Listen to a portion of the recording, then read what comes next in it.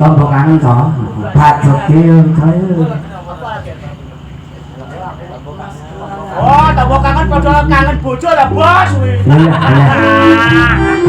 Nek kangen bojo beda Pak, nek iki wis tombok kangen berarti wis ketemu karo bojo. Saya betul dino kangen terus Lah rumangsaku manten anyar kok sok. Jampun. Lah nek kono manten lawas ra petuk 20 dino ra apa-apa. Kok paling carane mulai ya sambune ya remason.